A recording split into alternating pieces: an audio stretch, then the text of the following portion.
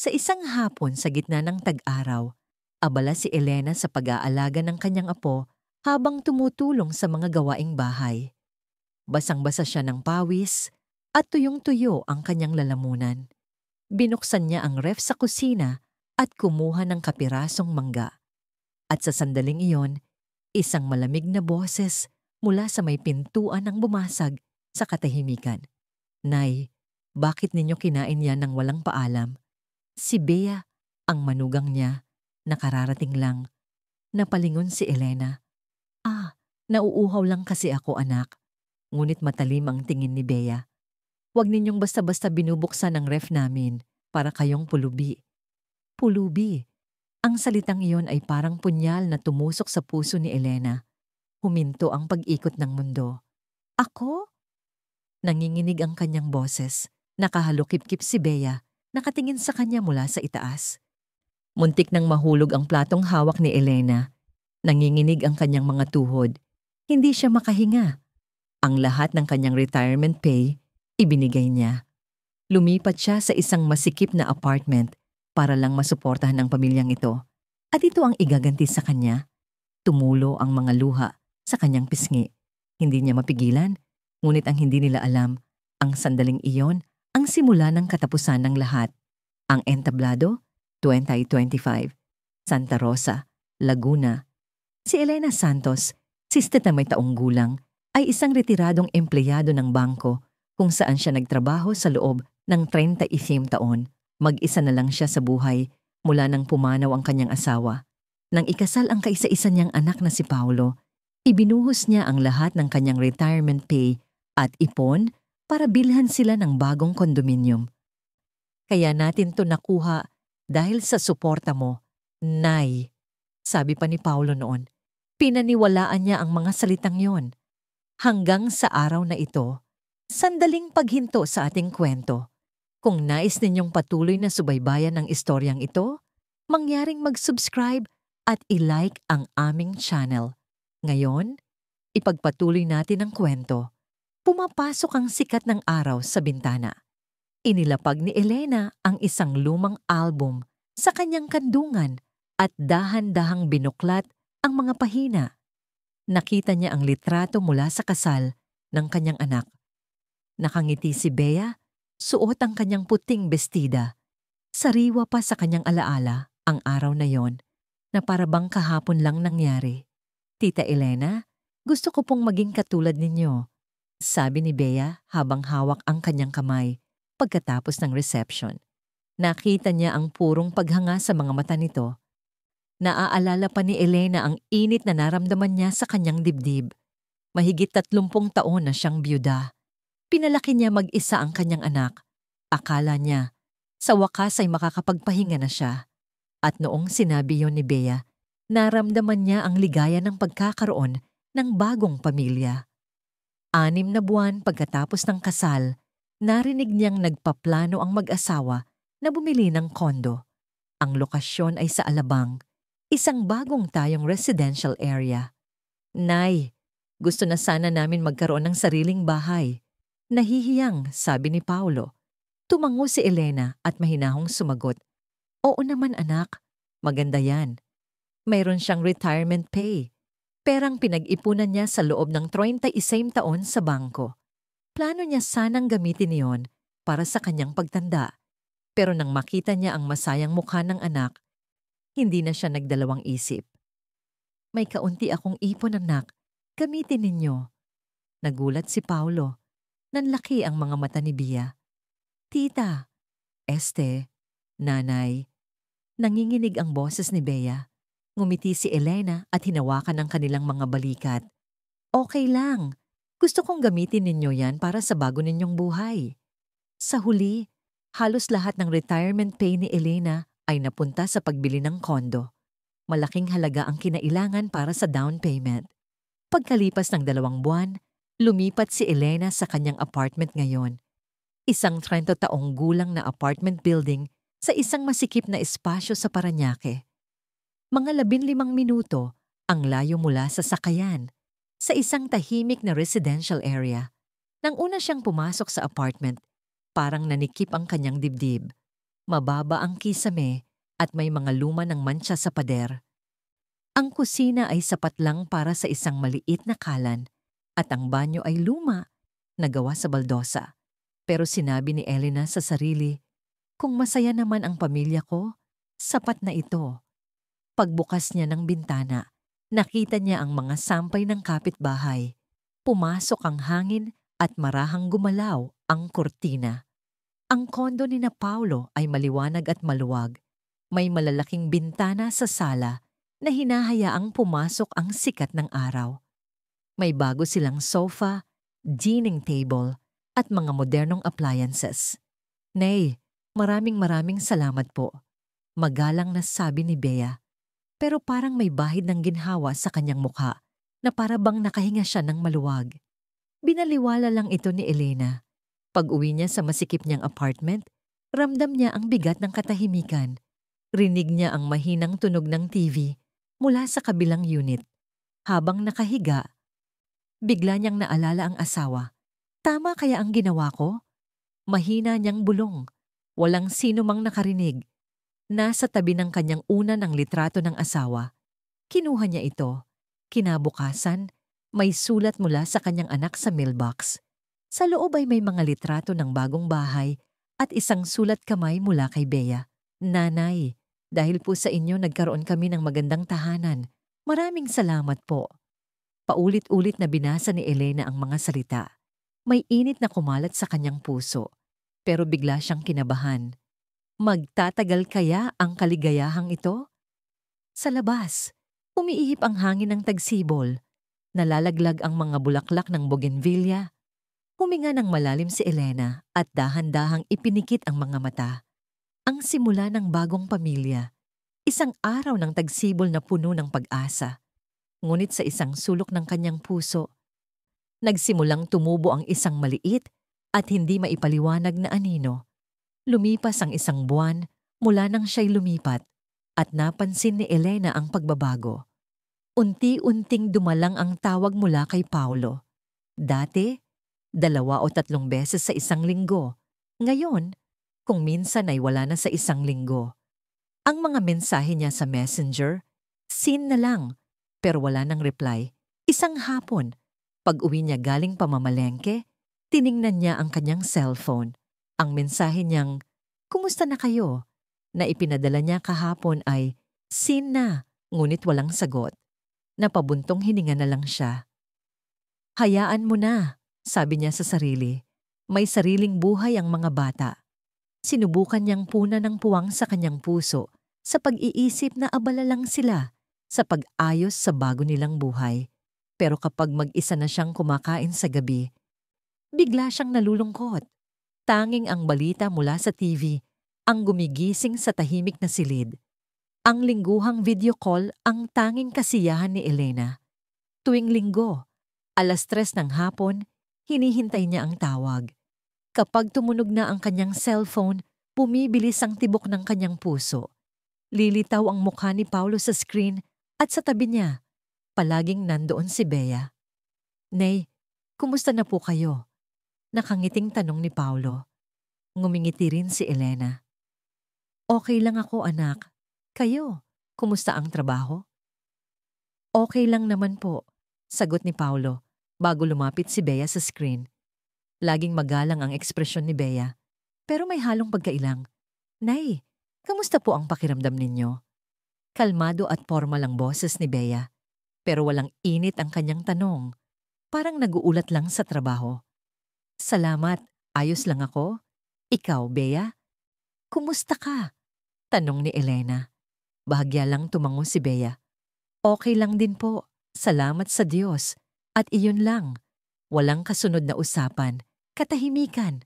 Pinipilit ni Elena na ngumiti habang naghahanap ng sasabihin. Mabuti naman kung ganon. Ang video call ay laging tumatagal lang ng 10 minuto. Kapag sinabi ni Paulo na, "Sige po, Nay, sa susunod na linggo na lang ulit," magdidilim na ang screen. Ibinababa ni Elena ang cellphone sa kanyang kandungan at humihinga ng malalim. Ang tanging naririnig niya ay ang tawanan ng mga bata mula sa kabilang bahay. Nakakaramdam siya ng kirot sa kanyang puso. Pero sinasabi pa rin niya sa sarili, okay lang yan, busy lang sila. Ngunit sa gabi, kapag nakahiga na siya, bumabalik ang lungkot. Kalahati ng Mayo, biglang tumawag si Paulo. Bihira siyang tumawag sa gabi ng weekday dahil linggo lang ang kanilang video call. Medyo nagulat si Elena nang sagutin ang tawag. Hello anak, bakit ka napatawag? Nay, may balita po ako. Tila masaya ang boses ni Paulo. Bumilis ang tibok ng puso ni Elena. Buntis po si Bea. Nang marinig iyon ni Elena, halo-halong emosyon ang kanyang naramdaman. May tuwa dahil magkakaroon na siya ng apo, isang pangarap na natupad. Pero kasabay nito, may kung anong bumara sa kanyang dibdib. Talaga? Congratulations! Bahagyang nanginginig ang boses ni Elena. Hindi ito napansin ni Paulo. Salamat po, Nay. Kalalagpas niya lang po sa selan na stage. Selan na stage. Ibig sabihin, mahigit 5 buwan na siyang buntis. Ilang buwan na palang buntis si Bea? 5 buwan na pala? Mahinahon niyang tanong. Sandaling natahimik si Paulo bago sumagot. Opo, Nay. Sabi po kasi ni Bea, wag na muna nating sabihin hanggat hindi pa sigurado. Nang marinig iyon ni Elena, parang may malamig na bagay na gumapang sa kanyang puso. Bakit hindi sinabi sa kanya ng direkta? Bakit itinago? Sa mga video call, ilang beses siyang tiningnan ni Bea sa mata, pero ni minsan ay hindi nabanggit ang pagbubuntis. Para bang ayaw nitong malaman niya. Ganun ba? Sige, mag-iingat kayo ha? Sinikap ni Elena na pasiglahin ang kanyang boses. Pero pagkatapos ng tawag, nang mag-isa na lang siya, hindi niya napigilang maiyak. Madilim na ang paligid. Ang ilaw mula sa poste sa labas ay nagbibigay ng anino sa pader. Umupo si Elena sa sofa at isinubsob ang muka sa kanyang mga kamay. Dapat masaya ako, pero bakit hindi? Gusto ko silang batiin, pero bakit ang sakit? Hindi niya maintindihan ang sarili. Isa lang ang malinaw sa kanya. Unti-unti na siyang itinataboy palabas sa bilog ng kanyang pamilya. At ang takot na yon ay tahimik na lumalaki sa loob niya. Kinabukasan, gaya ng dati, namalengke si Elena sa kalapit na supermarket. Pagkatapos magbayad, lumabas siya at sinalubong ng nakakasilaw na sikat ng araw. Habang naglalakad, naalala niya ang tawag kagabi. Baka hindi ito simpleng bagay lang. Bigla siyang napatigil. Nilalampasan siya ng mga tao. Nakatayo lang siya roon, nakatingala sa langit. Asul na asul. Pero ngayon, ang kulay na yon ay tila napakalamig. Nagpatuloy siya sa paglalakad. Ang daan pa uwi ay parang mas sumaba. Isang hindi maipaliwanag na kaba ang kumakalat sa kanyang dibdib. Lumalayo na ang pamilya niya sa kanya. At kahit ayaw niyang aminin, iyon ang katotohanan. Huling linggo ng Hulyo, nakatanggap si Elena ng mensahe mula kay Paulo. Hindi ito balita tungkol sa panganganak. 3 araw matapos ang due date ni Bea, saka lang dumating ang text. Nay, nanganak na po si Bea kahapon. Lalaki po. Napako ang tingin ni Elena sa screen ng cellphone. Kahapon. Ibig sabihin, 1 araw na ang nakalipas. Bakit hindi agad sinabi sa kanya? Ngunit sinabi niya sa sarili, siguro pagod lang sila. Mahirap naman talaga manganak. Agad siyang nag-reply. Congratulations! Kumusta si Bea at ang baby? Pagkalipas ng 3 oras, dumating ang sagot. Okay lang po sila. Nagpapahinga sa ospital. Maingat na pinili ni Elena ang susunod niyang sasabihin. Pwede ko ba kayong dalawin? Pagka-send niya, naramdaman niyang bumilis ang tibok ng kanyang puso. Ang tagal ng paghihintay. Pagkalipas ng 1 oras, nag-reply si Paulo. Nay, sorry po. Sabi ni Bea, pagod pa daw po kasi siya. Kapag okay na lang daw po. Nang mabasa yon ni Elena, nanginig ang kanyang mga kamay. Kapag okay na. Kailan yon? Sige anak, ingat kayo. Maikli niyang reply. Wala na siyang masabi. Ibinaba niya ang cellphone at huminga ng malalim. Rinig na rinig ang huni ng mga kuliglig. Kinagabihan, nagpadala si Paulo ng litrato. Isang maliit na mukha ng sanggol, nakapikit, suot ang puting damit. Paulit-ulit na tiningnan ni Elena ang litrato. Gusto niyang makita, mayakap, pero ang tanging ugnayan nila ng kanyang apo ay ang litratong iyon. Kinabukasan, muli siyang nag-text. Pwede na ba akong dumalaw? Hindi agad dumating ang sagot. Hapon na nang mag-reply si Paulo. Nay, kasi po, araw-araw nandito yung nanay ni Bea. Medyo masikip na po sa kwarto. Pwede po bang maghintay na lang muna kayo? Paulit-ulit na binasa ni Elena ang mensahe. Ang nanay ni Bea, araw-araw nandoon. Ibig sabihin, mula pa nung nanganak si Bea, nanigas si Elena. Parang may gumuho sa loob niya. Sige anak, sabihan mo na lang ako, reply niya. Umupo siya sa sofa at ang tanging naririnig ay ang mahinang tunog ng TV mula sa kapitbahay. Ang nanay ni Bea ay araw-araw nandoon, nag-aalaga. Samantalang siya, isang litrato lang ang nakita. Tagalabas lang pala ako, bulong niya sa sarili. Naramdaman niya ulit na isa lang siyang biyenan. Hindi sila magkadugo. Kahit siya ang ina ni Paulo, para kay Bea, isa lang siyang ibang tao. Pero umasa siya. Umasa siyang magiging pamilya sila. Kalahati ng Agosto, nag-text si Paulo. Nay, nakalabas na po ng ospital si Bea. Agad siyang nag-reply. Mabuti naman. Pwede na ba akong pumunta sa inyo? Sa wakas, makikita na niya ang kanyang apo. Pero ang sagot ni Paulo ay muling dumurog sa kanyang puso. Sorry po, Nay. Nandito po kasi yung nanay ni Bea para tumulong. Medyo magulo pa po. Tatawagan na lang po kita kapag okay na. Nawala ng salita si Elena. Kung nandoon ang nanay ni Bea, ibig sabihin wala siyang lugar doon. Sige, maikli niyang sagot. Biglang bumuhos ang malakas na ulan. Tumayo si Elena at lumapit sa bintana. Madilim sa labas at halos wala kang makita dahil sa ulan. Darating din ang araw na kakailanganin nila ako. Sabi niya sa sarili. Ngayon, ang kailangan ay ang nanay ni Bea. Natural lang na ina ang mag-alaga sa anak niyang bagong panganak. Pinilit niyang pakalmahin ang sarili. Pero may kirot na naiwan sa kanyang puso. Gabi, habang nakahiga, iniisip niya ang mukha ng kanyang apo. Ang maliit na mukha sa litrato. Ni minsan, hindi pa niya ito nahawakan o narinig man lang ang boses nito. Ipinikit niya ang mga mata, pero hindi siya makatulog. Malinaw na sa kanya ngayon. Itinuturing na siyang tagalabas ng sarili niyang pamilya. Setyembre na pero mainit pa rin. 10:00 ng umaga, tumunog ang cellphone ni Elena. Si Paulo. Nay, may bigla ang lakad po si Bea. Pwede po bang pakibantayan muna ang apo ninyo? Tila nagmamadaling sabi ni Paulo. Bumilis ang tibok ng puso ni Elena. Oo naman anak, papunta na ako. Sa wakas, makikita na niya ang kanyang apo. Nagmadali siyang umalis. Habang nasa bus, nakatingin siya sa labas. Ang asul na langit at ang tanawin ng papatapos na tag-araw. Pagdating niya sa kondo, naghihintay si Bea sa may pinto. Suot ang isang simpleng bestida. Nay, pasensya na po sa abala. Sabi ni Bea. Ang boses niya ay magalang gaya ng dati. Pero ang mga mata niya ay malamig. Okay lang anak, huwag mo nang isipin. Nakangiting sagot ni Elena. Tumangulang si Bea at umalis na.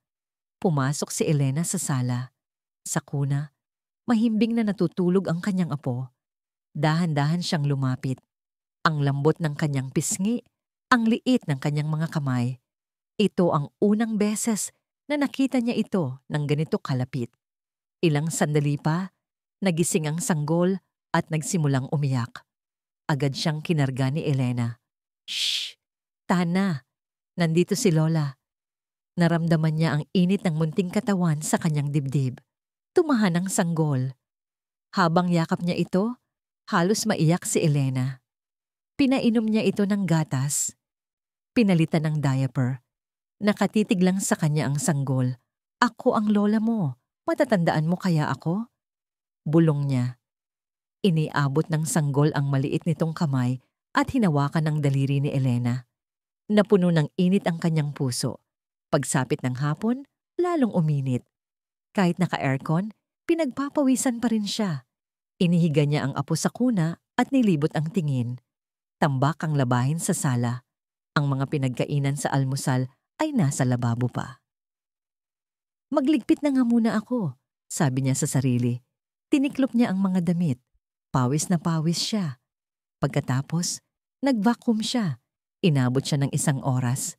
Pagkatapos, pumunta siya sa kusina at hinugasan ng mga plato. 3:00 na nang matapos siya. Tulog na ulit ang apo. Pinunasan ni Elena ang pawis sa noo. Tuyo na ang lalamunan niya. Makikiinom muna ako ng tubig. Lumapit siya sa ref at binuksan ito. Sa tabi ng mga bote ng tubig, nakita niya ang isang nakabalot na mangga. Hinog at matamis. Nag-alinlangan siya, pero hindi na niya matiis ang uhaw. Kumuha siya ng maliit na piraso, inilagay sa plato at isinubo. Ang tamis at lamig nito ay nagbigay ginhawa sa kanya. Ah, sarap. Sakto namang bumukas ang pinto. Si Bea. Pumasok ito sa kusina at nakita ang hawak niya. Nay, bakit ninyo kinain niya ng walang paalam? Malamig at mababa ang boses ni Bea. Natigilan si Elena. Nauuhaw lang kasi ako, anak. Pero hindi nagbago ang mukha ni Bea. Malinaw ang inis sa kanyang mga mata. Huwag ninyong basta-basta binubuksan ng ref namin. Lalo pang lumamig ang boses nito. Nagsimulang manginig ang kamay ni Elena. Para kayong pulubi. Nang marinig yon ni Elena, huminto ang mundo. Pulubi. Ang salitang yon ay tumusok sa puso niya. Ako, paos niyang sabi. Nakahalukip-kip si Bea. Hindi ba't bastos na gamitin ang gamit ng iba nang walang paalam? Bawat salita ay parang kutsilyong humihiwa sa kanyang dibdib. Wala siyang masabi. Okay na po. Pwede na po kayong umuwi. Sabi ni Bea at pumasok sa sala. Naiwan si Elena, hindi makagalaw. Nanginginig ang mga tuhod niya, hirap siyang huminga. Inilapag niya ang plato sa lababo. Paglabas niya ng pinto, narinig niya itong sumara. Habang naglalakad, nanlabo ang kanyang paningin. Dumaloy ang mga luha. Paulit-ulit sa isip niya ang sinabi ni Bea. Para kang pulubi. Pag-uwi niya, umupo siya sa sofa. Humagulgol siya. Nanginginig ang buong katawan niya. Ano ba ang ginawa ko? Bulong niya. Ibinigay niya ang lahat, nagtiis sa masikip na apartment para lang sa kaligayahan nila. Pero ngayon, lahat ay parang walang kabuluhan. Hindi niya alam kung gaano siya katagal umiyak. Nang iangat niya ang kanyang mukha, madilim na. Tiningnan niya ang sarili sa salamin. Namumugto ang mga mata, pagod ang mukha. Pero may ibang kislap sa kanyang mga mata. Tama na, mahina niyang sabi. May bagong lakas sa kanyang boses. Hindi ko nasasaktan ng sarili ko. Bawiin ko ang buhay ko. Isang desisyon ang nabuo sa kanyang puso. Bumukas ang pinto. Si Paulo, kararating lang galing trabaho. Pumasok siya sa kusina, lito ang itsura. Nay, parang ang layo ng boses niya. Tiningnan ni Elena ang anak. Umiwas ito ng tingin. Mali ang sinabi ni Bea. Pero sana po hindi ninyo nalang ginalaw. Ang mga salitang iyon ay muling sumaksak sa puso ni Elena. Pati ang anak niya, sinisisi siya. Naalala niya noong 5 taon si Paulo at naospital ang asawa niya. Elena, ikaw na ang bahala kay Paulo. Huling habilin nito. Mula noon, ginawa niya ang lahat para sa anak. Nagtrabaho siya umaga't gabi sa bangko. Nag-sideline sa isang convenience store para lang mapag-aral ito. Nay, salamat po. Sabi ni Paulo noong makapasa siya sa kolehiyo. Iyon lang, sapat na para sa kanya. Pero ngayon, ang anak na yon ang sumisisi sa kanya. Muling tumulo ang luha ni Elena. Pati ba naman ikaw, anak? Mahina niyang sabi. Hindi sumagot si Paulo. Matagal nang nagtitiis si Elena. Dumalang ang tawag. Hindi na siya dinadalaw. Hindi pinapakita ang apo. Lahat tiniis niya para sa kanila. Pero ngayon, gumuho na ang lahat. Hindi na ako babalik doon. Mahinahon niyang sabi. Nag-angat ng tingin si Paulo, gulat. Nay! Pero ayaw na niyang makinig. Lumabas siya ng pinto. Nay, teka lang! Sigaw ni Paulo. Hindi na siya lumingon. Habang naglalakad, matatag ang kanyang mga hakbang. Wala ng luha. Tanging isang malamig na desisyon ang nasa puso niya. Pumasok siya sa elevator. Nakita niya ang sarili sa salamin. Pagod. Pero may bagong determinasyon sa kanyang mga mata. Siguro, ito na ang katapusan. At okay lang. Naisip niya. Oras na para bawiin ang sarili niyang buhay. Mula sa kondo, dumiretso si Elena sa istasyon. Gumaan ang kanyang pakiramdam. Sumakay siya ng bus at bumaba sa isang lugar na maraming real estate office. Pumasok siya sa isa. Gusto ko sanang pag-usapan ng pagbebenta, sabi niya. Inupo siya ng ahente at inilabas niya ang mga dokumento. Ang titulo ng kondo. Ang totoo, nakapangalan sa kanya ang unit. Hindi lang down payment ang binigay niya. Pati ang loan ay sa kanya nakapangalan dahil hindi sapat ang kita ng mag-asawa para maaprubahan. Gusto kong ibenta ang kondo na ito, sabi niya. Nagulat ang ahente. Malapit po ito sa sentro. Malaki po ang magiging halaga nito ngayon. Tumango si Elena. Simulan na po natin ang proseso. Paglabas niya, papalubog na ang araw. Huminga siya ng malalim. Tama ang ginawa ko. Kinabukasan, may malakas na kumakatok sa pinto ng apartment niya. Sina Paulo at Bea. Namumutla. At si Bea ay mugto ang mga mata. Nay, totoo po ba? Nanginginig na tanong ni Paulo. Anong kailangan ninyo? Kalmado niyang tanong. Nay, ibebenta ninyo po ba talaga ang kondo? Halos magmakaawang tanong ni Bea. Oo, maikli niyang sagot. Nay, bahay namin yon, sabi ni Paulo. Wag naman po, ngumiti si Elena. Isang malamig na ngiti. Bahay ninyo? Hindi. Nakapangalan sa akin ang bahay na yon. Ako ang nagbayad ng down payment. Ako ang kumuha ng loan. Kaya akin yon. Natigilan ng dalawa. Biglang lumuhod si Bea. Nay, patawarin ninyo po kami. Pakiusap. Hindi nagbago ang ekspresyon ni Elena. Huli na ang lahat. Ang bahay kung saan tinawag mo akong pulubi ay hindi ko na bahay. Umiyak ng malakas si Bea. Matagal akong nagtiis, sabi ni Elena. May diin sa bawat salita. Akala ko, para sa kaligayahan ninyo. Pero mali ako.